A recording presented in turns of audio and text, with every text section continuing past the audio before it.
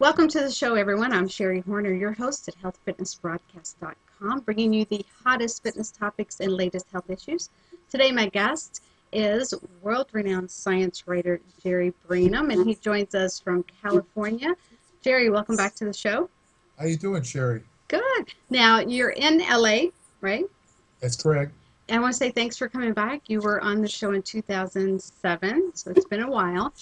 Today we're going to talk about supplements for energy. So there's a lot of supplements, but you're the specialist in that area. I just want to let everyone know your background. If you don't know Jerry Brainum, he has written for over 35 years. He's written for Ironman, Muscle Fitness, and Flex magazines. He's written over 5,000 articles on nutrition and supplements. So he's the man if you have any questions. And then later in the show, I'm going to tell you about what he's up to next and how you can pick his brain and get all of that information to help you with your nutrition and exercise plan. So, okay, here we go.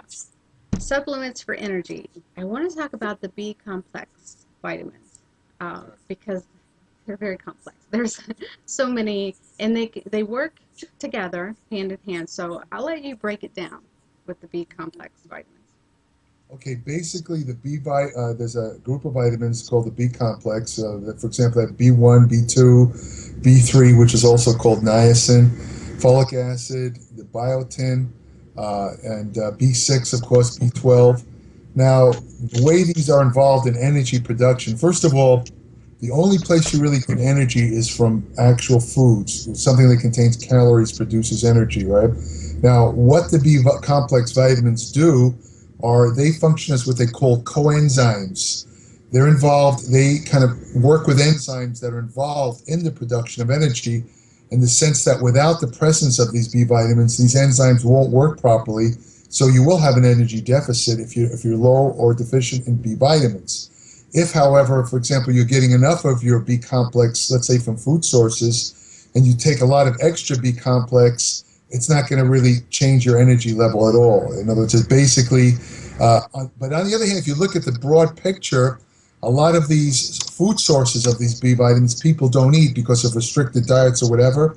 So if they take let's say a vitamin pill that has B complex, they might get some benefit from it. It certainly won't hurt because the B complex, the thing to remember about the B complex is that they're what they call water soluble vitamins. There's two classes of vitamins. There's water soluble and there's fat soluble. Water soluble basically means they're excreted fairly rapidly within a matter of hours they're out of your body.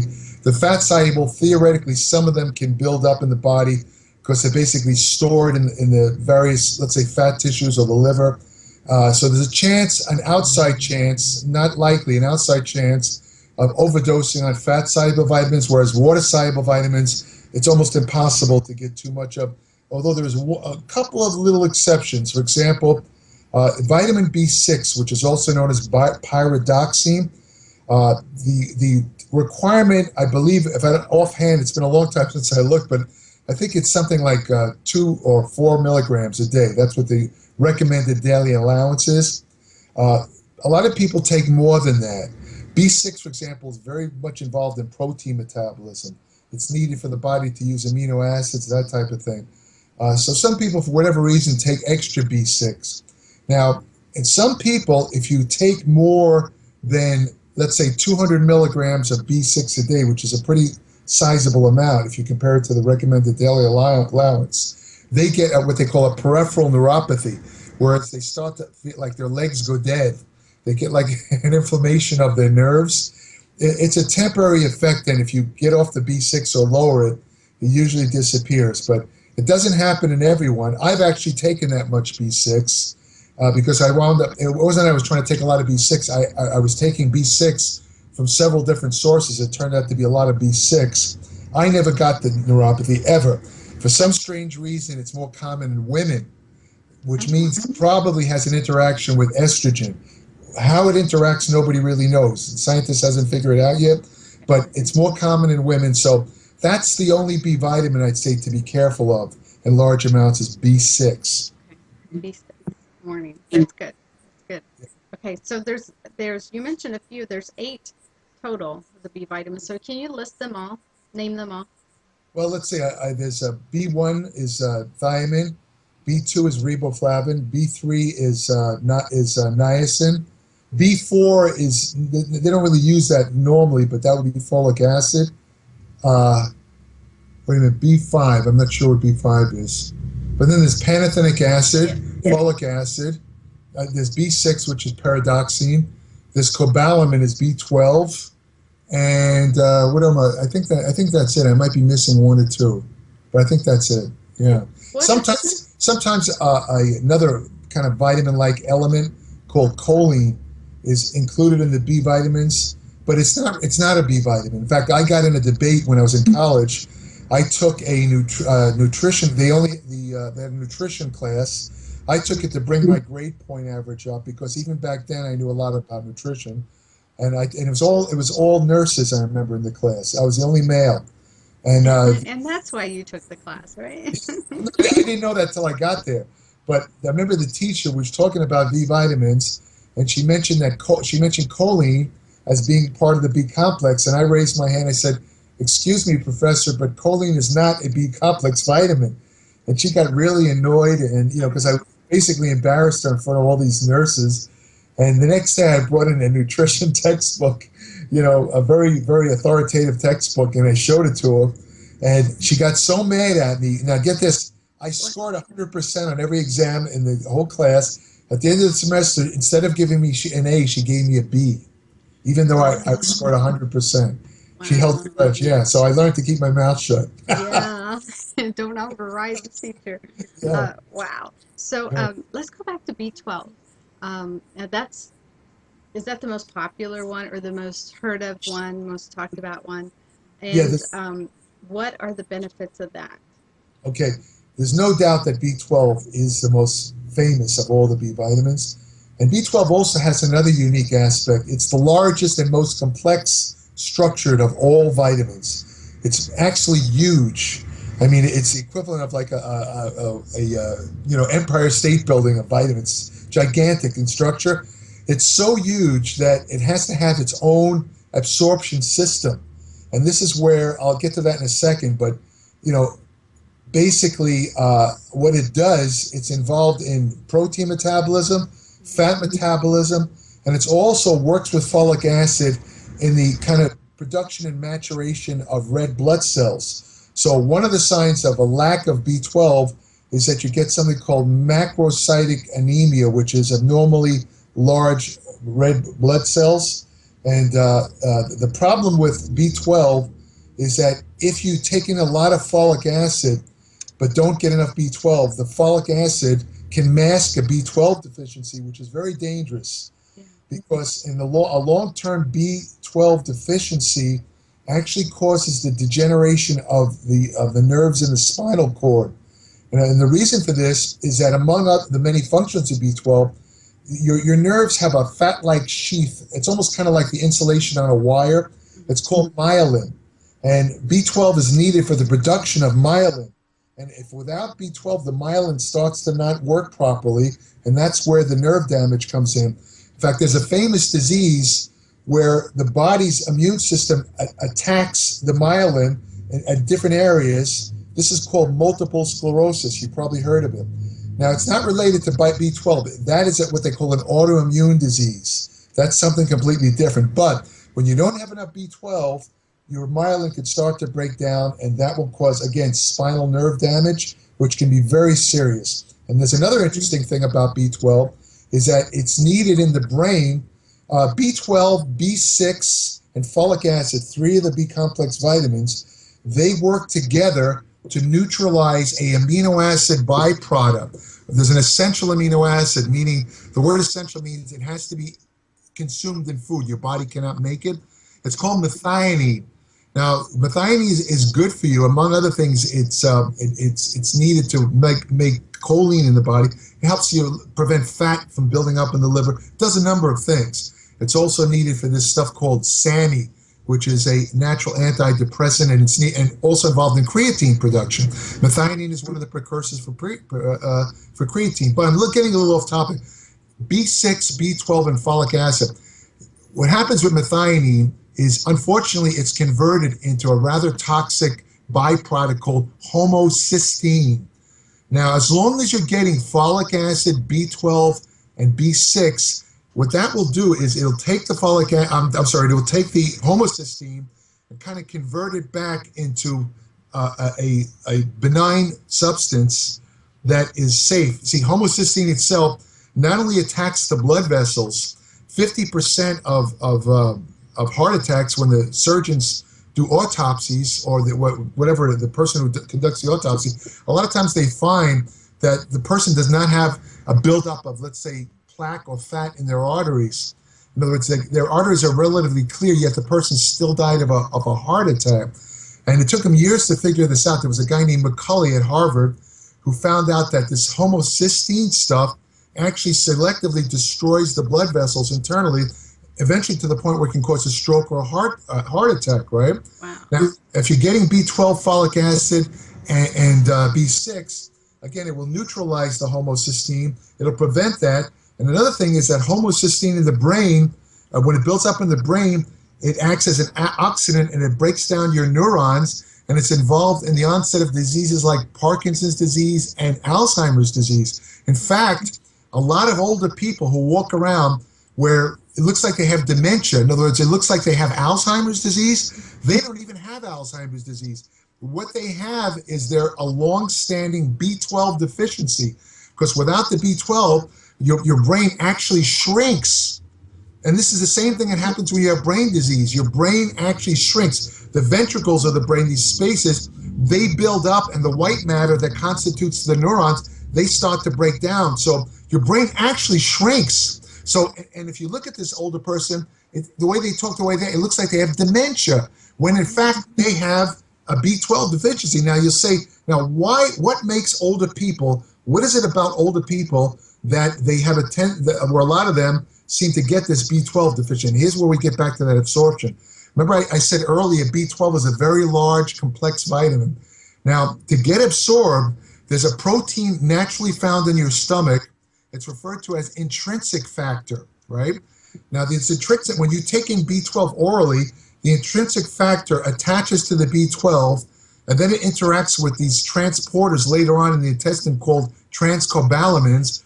And basically, it's a kind of a system that allows your body to uptake the B12. Without all these little proteins working, the B12 will not be absorbed. Now, what happens is, here's the fact where the old people come in. You need acid, stomach acid, to activate the intrinsic factor. A lot of people, older people, when they get older, there's the parietal cells in the stomach that manufacture hydrochloric acid, they shrink with age. So a lot of older people don't make enough hydrochloric acid. And what happens, it's called achlorhydria. Now, when you don't have enough hydrochloric acid, the intrinsic factor is not activated. So when you consume B12, it's not absorbed. And now you can see what happens. They wind up getting a B12 deficiency. See?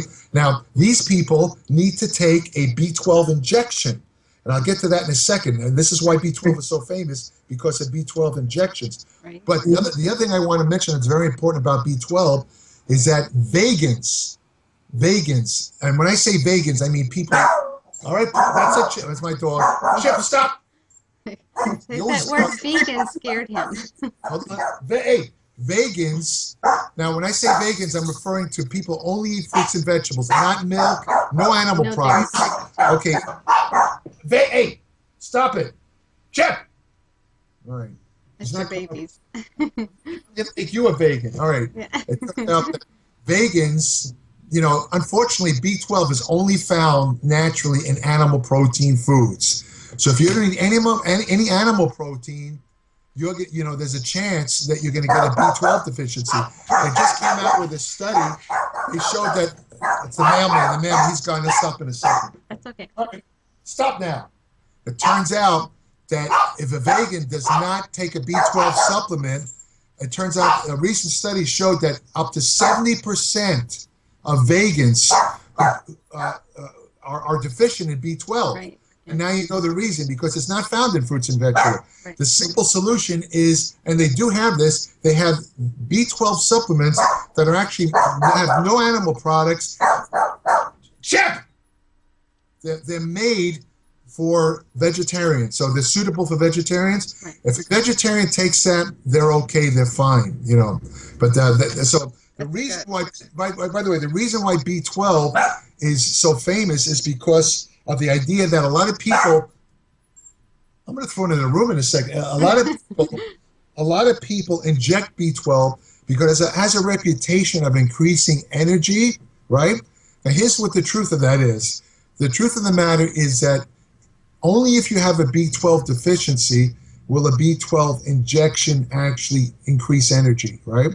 Now, you say to me, wait, I've spoken to people, and I've met them too, who swear. I know a lot of bodybuilders who take injections of steroids, and they actually throw in B12 with the steroid in one injection because they think the B12 actually increases their workout energy, right? And they swear by it. Now you say, well, how could that be possible? I'll tell you how it's possible. One word, placebo. Placebo, what they call the placebo effect is extremely, people have no idea how potent it is. 40% of the drugs that you take are doing very little. They're working because you believe they're working. This is going to shock you. The second most prescribed drug in the world, which is antidepressant drugs, work largely by a placebo. They don't even do that much. But because you believe they're doing something, they work. See? So in other words, the B12 injections are more of a placebo effect. Okay. The person who has, and your liver stores B12, by the way. If you're eating B12 from your food sources, and the best source is liver, and various meats, various animal proteins. If you eat B12 regularly, your liver stores about 5 years worth.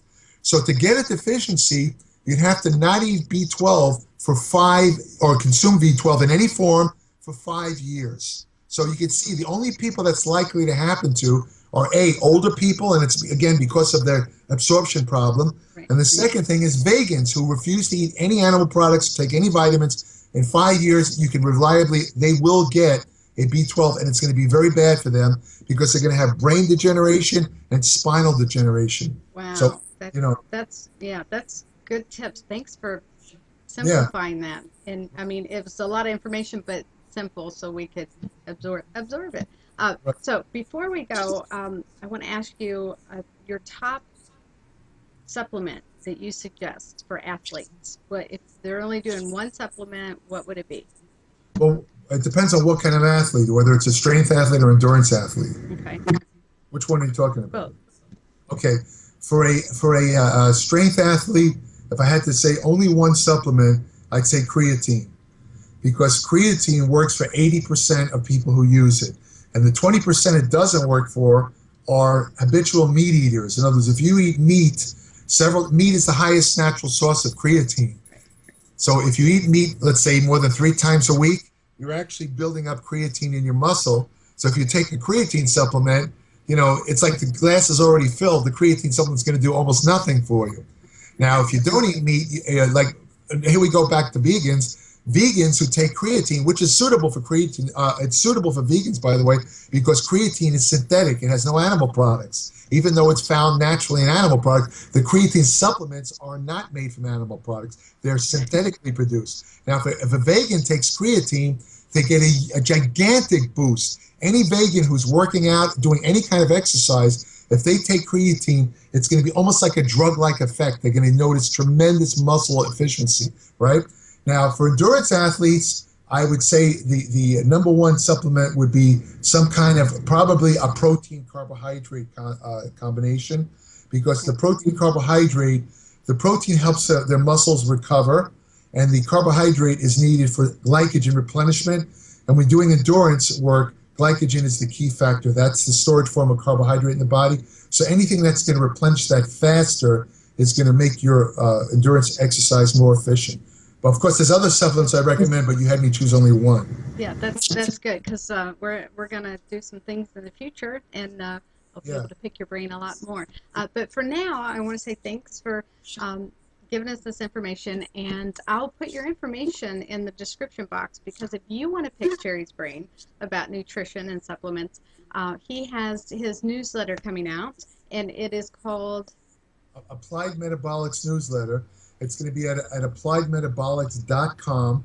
and there's going to be nothing like this. In other words, there's no magazine. Each issue, I guarantee you, will have more actual information than a year's worth of any magazine. There's nothing like it on the web. This is based on my 52 years of experience and study.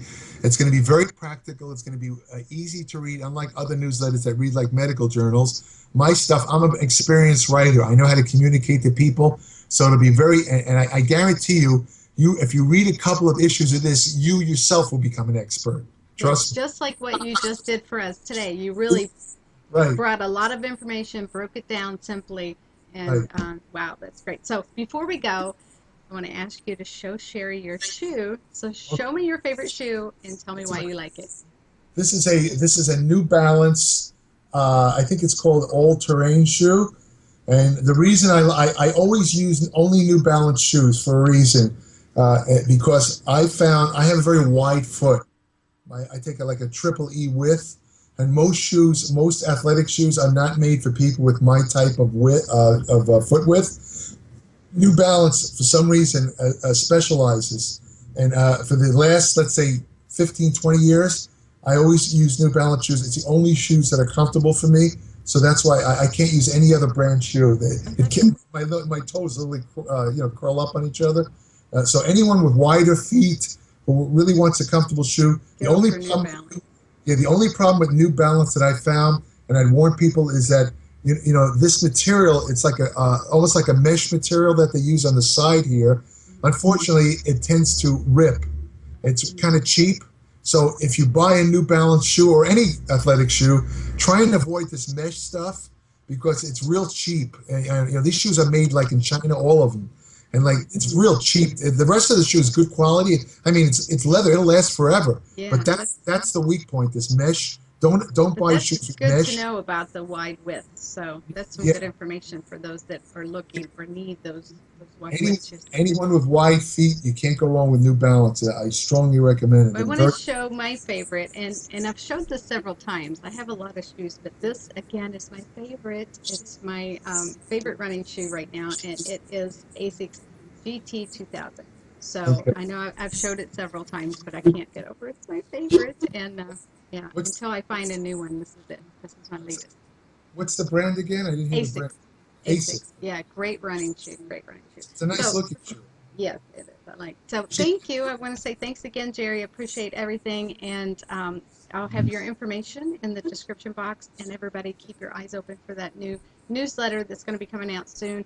And Jerry and I have some things in the future that we're going to collaborate on. So excited about that. So again, thank you very much, and we'll catch you soon.